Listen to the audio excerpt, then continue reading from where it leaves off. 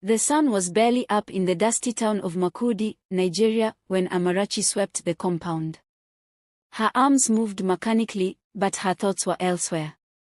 She watched the red dust dance in the morning light, her mind replaying the years of hard work, sleepless nights, and the bitter sacrifices she had made just to earn that piece of paper, her university certificate.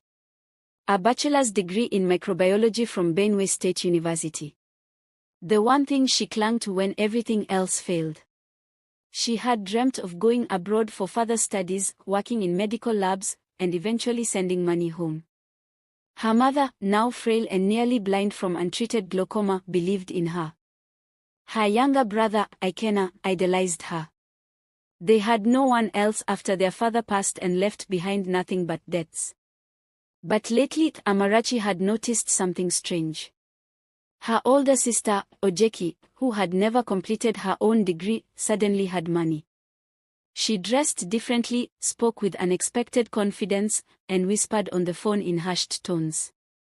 Amarachi tried not to pry, everyone had secrets, she told herself. But one night, curiosity won. Amarachi had gone into Ojeki's room to get a painkiller when she noticed a brown envelope sticking out of her handbag. She reached for it. What she saw nearly made her drop the envelope to the ground. Her own certificate, with her name now altered digitally to bear Ojeki's face. Amarachi staggered back. No. It couldn't be. She blinked. Looked again. Yes. Her name, her degree, but Ojeki's passport-sized photograph had been neatly affixed on it. The air left her lungs. She sat on the edge of the bed, frozen. She waited that night. At 2:15 a.m., Ojeki returned from wherever she had gone. Amarachi was sitting in the dark. "What is this?" she asked, holding the envelope in trembling hands. Ojeki froze. Her confident mask cracked, just for a second, then she laughed, a short, dry sound. "You were never going to use it," Ojeki said. "You've been home for 2 years, wasting time, chasing scholarships that never come." Amarachi's voice broke. "So you thought you could steal my identity? My future? Not steal. Just borrow. I got a job offer in Malta. They wanted a medical degree. I used what was available." "You mean my degree?" "Amarachi," Ojeki said with a hardened voice, "if I go and start working, I can send for you later. Help you. Help Mama. We both win." Amarachi stared at her sister, mouth dry. "There's no we in betrayal." But Mama needed help. The medical bills were mounting. The house needed repairs. Ikena was growing older, and the streets of Makurdi were no place for a teenage boy. Amarachi said nothing more. She didn't have the energy to fight. She watched as Ojeki left with her luggage, headed for Lagos, to finalize her visa at the embassy. 3 days later, Amarachi got a call. It was from a woman at the Lagos embassy. "Good morning. Are we speaking with Amarachi Okonkwo?" "Yes. This is the Maltese visa department. Your sister, Ms. Ojeki Okonkwo, has presented documents in your name during her visa interview. We need you to confirm your educational records and identity." Amarachi blinked. Her hands began to shake. "You mean she's there, now?" "Yes, ma'am." But her details raised a few flags. Her mannerisms, dates, and records didn't fully add up. Amarachi swallowed. Hard. This was it. "What do you want me to do?" "Please come in person if possible. We need to confirm the authenticity of your certificate." "But I'm in Makurdi." "We understand.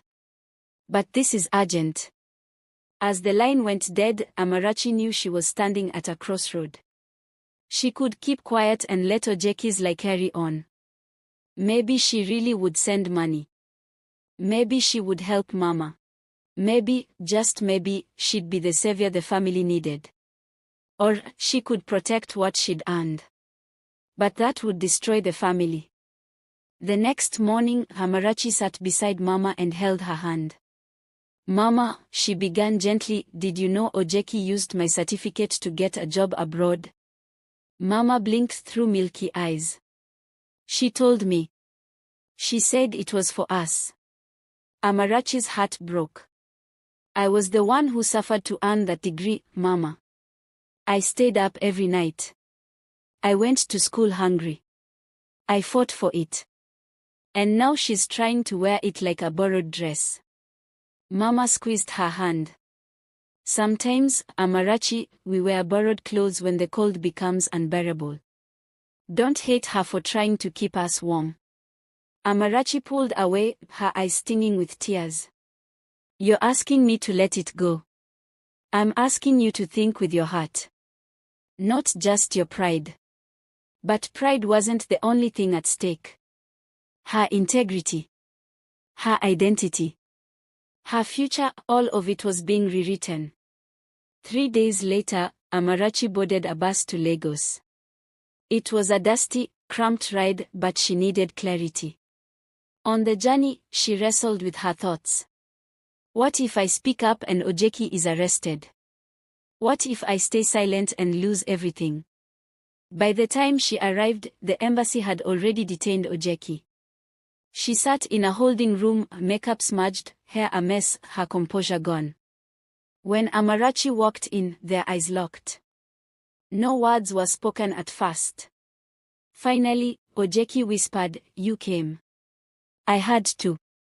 Ojeki's voice cracked. "You're going to tell them, aren't you?" "I don't know." Ojeki looked down. "They'll deport me. Ban me. Maybe worse." Amarachi sighed deeply. "This was never just about a visa, Ojeki. It was about you stealing who I am. And that's something no embassy can forgive." She stepped out of the room and approached the visa officer. "Are you ready to verify your credentials?" the woman asked. Amarachi nodded. She handed over her original documents and photo ID. The officer compared them with Ojeki's. After a long pause, the woman looked up. "Thank you. This confirms our suspicion. You may go." Amarachi hesitated. What will happen to her? She'll face legal consequences for fraud. Her travel ban will be permanent. Amarachi stood silent. As she walked out of the embassy into the noisy Lagos traffic, she felt the weight of 1,000 bricks lift, and 100 more drop. She had reclaimed her identity but lost a sister in the process. Yet, something inside her told her this was not the end. It was only the beginning of a path she'd have to walk alone, for now. The silence between Amarachi and Ojeki lingered like the heavy harmattan haze over Makurdi's red roads. After the embassy visit, Amarachi returned home alone. No one asked questions. Mama was resting in bed, and Ikena was at school. But the air in the house felt different. Heavy. Grieving. 2 days later, the news trickled back.